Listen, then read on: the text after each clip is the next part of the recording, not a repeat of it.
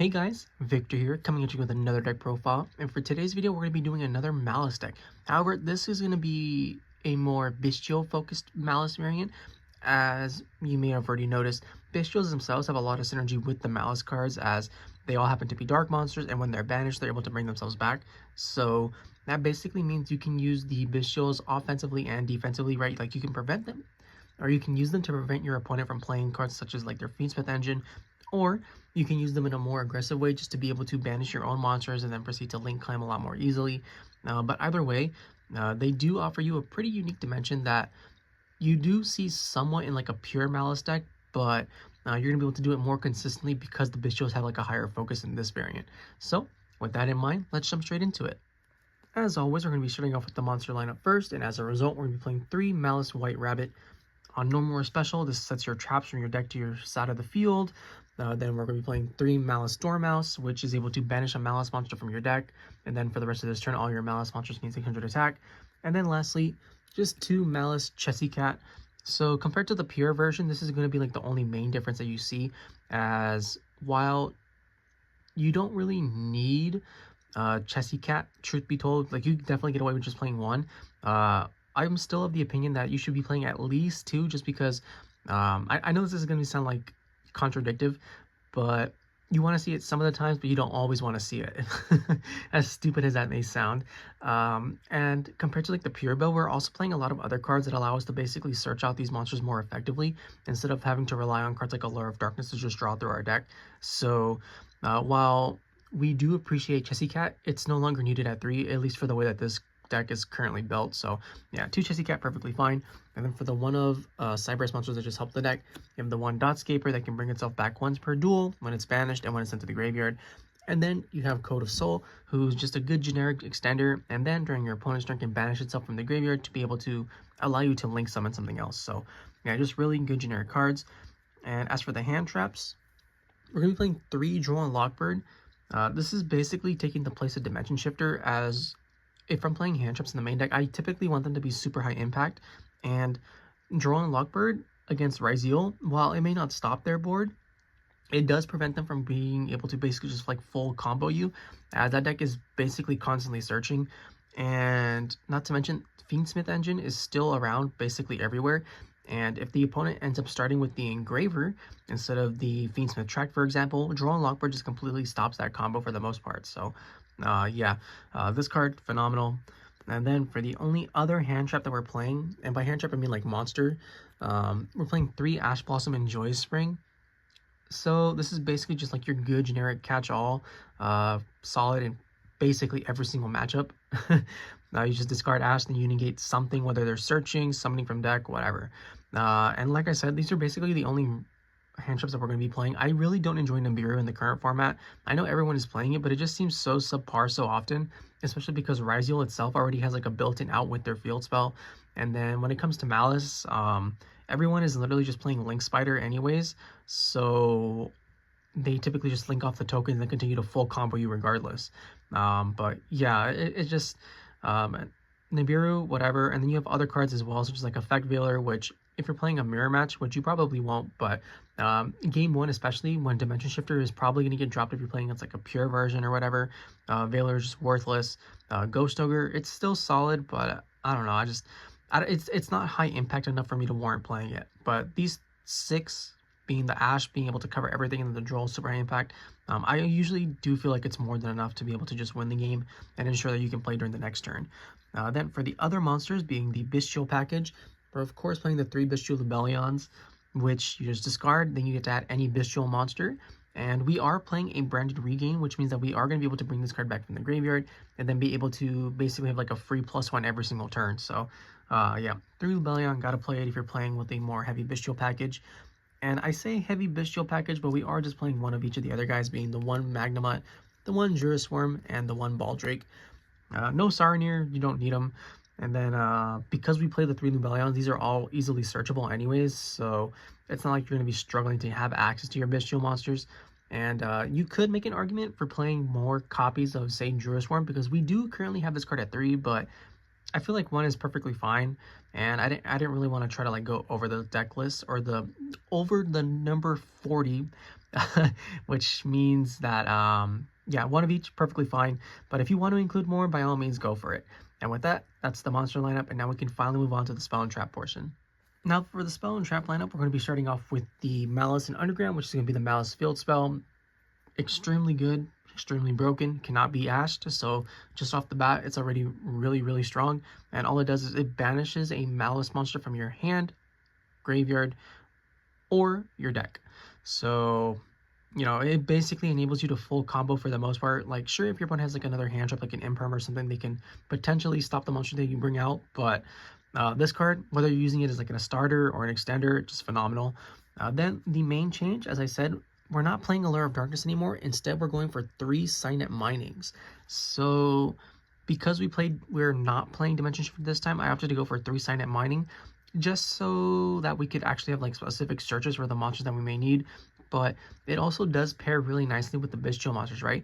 As you can just go activate Cynet Mining, discard one of your Maliss monsters, your opponent ashes you, you're like, oh no, oh well. And then you just activate your Bystial, banish the Maliss monster, summon your Bystial, your Maliss monster's effect will trigger, come back, whatever, and you know, you got rid of one of your opponent's key cards, and you're still going to be able to full combo them for the most part. So, yeah, 3 Cynet Mining really shows its power in this variant. Then that's it for the 3 ofs. For the 2 ofs, just one card, being the 2 Triple Tactics Talent. Hand traps are still everywhere, so, you know, talent being able to rip your opponent's hand apart, take a monster, or draw 2 cards is just invaluable. And that's it for the 2 ofs. And then for the 1 ofs, you got the Gold Sark as a 1-card starter for your Maliss engine, the Terraforming to search out the field spell in case, you know, something happens to your Red Ransom, the 1 Call by the Grave. So we're not playing Dimension Shifter, which means that Call by the Grave is going to be a lot more effective, and it really does show its power if you're able to draw it against the Valencia games 2 and 3, which you will be hit by at some point. So, you know, even if it is at 1, we still got to play it because it really is that good. And then for the final spell card, we're playing the 1 Branded Regained. So while this card has a lot of uses, you know, such as being able to bring back your Bystial monsters when your opponent decides to summon something, the real power is being able to basically banish your cards carefree without any worry in the world, right? As they all happen to be like dark monsters. So you just activate your Branded Regain, put them back to the bottom of your deck, and then we draw a free card. And that draw really does matter a lot, right? You could potentially get an extender, you could get a hand trap to stop your opponent. This card, so it just recycles and pluses at the same time. So yeah, you definitely got to include a Branded Regain if you're going heavily into the Branded engine itself. And with that, that's the spell lineup. And then for the traps, we're playing 3 Infinite Impermanence. I guess this is technically another hand trap, even though I said we weren't playing any, but Imperm, it's a real trap that works in your hand. And I don't really enjoy calling it a hand trap, even though I guess it technically is. And by this, like the meaning of the word, it's technically the only real hand trap besides like evenly matched. But yeah, even so, Imperm, phenomenal card, does not trigger your opponent's talents. So yeah, you gotta play it. The only real downside is when you're able to draw these off of Branded Regained during your opponent's turn, because that basically means you're not going to be playing until at least like you get another turn back and you set it. And this would be like the one situation where Effect Filler would be better, but in most situations, the Imperm does help you out a lot more, as it's fantastic going first. It's very good going second and helping you break boards, especially when you're staring like a Wave High King Caesar or a detonator that your opponent has. So yeah, 3 Imperm, gotta play it. And then for the 1 of Maliss traps, we're playing the 07, the 6, and the 11. And with that, that's the main deck. 40 cards like always. Now we can finally move on to the extra deck.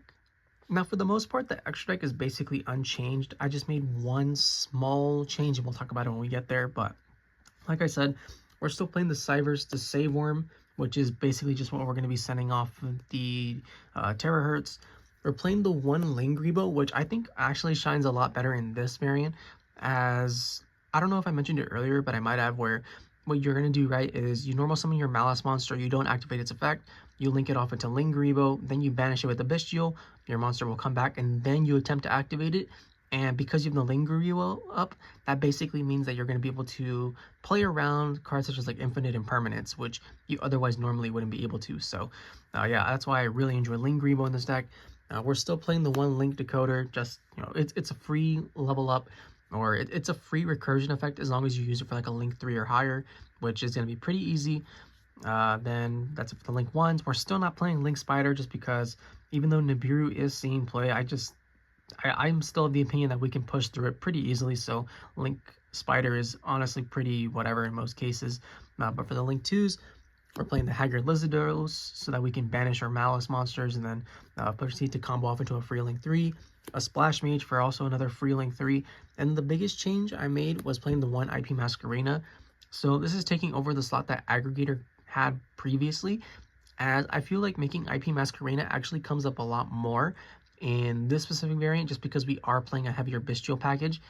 And IP is still a really strong card, right?